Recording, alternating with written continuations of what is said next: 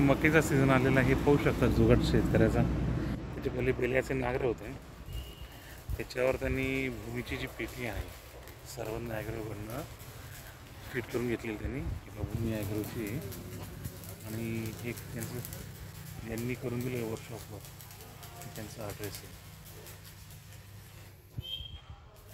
याच्यामध्ये GIची पेटी वापरलेली आहे, त्याच्यामुळे फर्टिगेशनमुळे जी लोखंडी पत्रा खराब होतो ते होणार नाही. त्यातल्या त्यात अजून ॲडिशनली जर पाहिलं बारीक बुरका वगैरे आला पावसात किंवा सादळ येतो, त्याचे खत ओलं होऊन जातं, तिथे नाळ चोकअप होतात, म्हणून त्यांनी इथे कवरअप केलेलं आहे त्याला. तुम्हाला जर खत काढायचं आहे तर त्याच्यासाठी ही ॲडजस्टमेंट दिलेली इथे, ज्यांना गिअर्स बदलू शकता तुम्ही.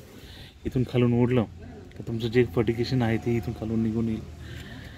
4 पेटीचं मशीन आहे.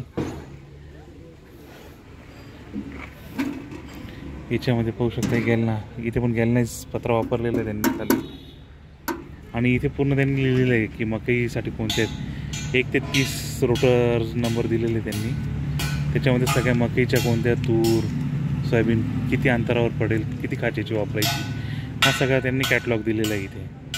कृषी मशीनबद्दल माहिती पण दिली याच्यात. पत्रा वगैरे खूप छान वापरलेला आहे त्यांनी. हे सुद्धा ज्या प्लेट्स आहेत याच्यावर सुद्धा त्यांनी इथे मध्ये पाहू शकता तुम्ही नंबरिंग सिस्टीम दिलेली.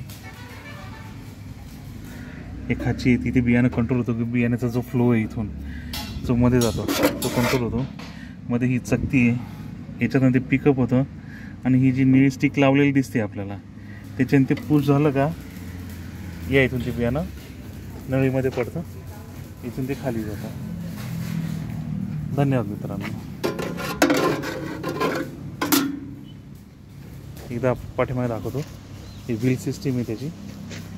वखरचं काम चालू आहे त्यांचं बनवायचं. धन्यवाद.